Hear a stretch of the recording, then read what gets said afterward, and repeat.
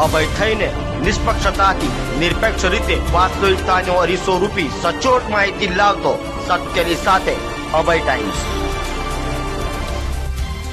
સુરતની ભેસ્તાન પોલીસે સતત પેટ્રોલિંગ ચાલુ રાખ્યું હોય તેમ લાગી રહ્યું છે, ત્યારે ભેસ્તાન પોલીસે ફરી અસામાજિક તત્વોની શાન ઠેકાણે પાડવા કોમ્બિંગ કરી ગુનેગારોની તપાસ કરી હતી।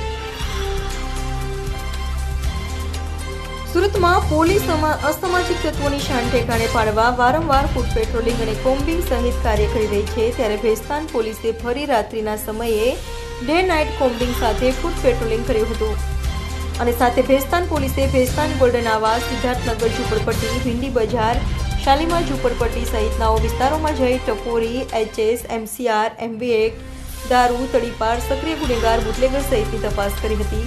તો પોલીસે 143 ઇસમોની તપાસ કરી કાયદાનો ભંગ કરનારાઓને દંડ પણ ફટકાર્યો હતો। તો સાથે ગુનેગારોમાં ઘરોના જઈ તેઓની હાલની ગતિવિધિઓ પર પણ ધ્યાન આપ્યું હતું।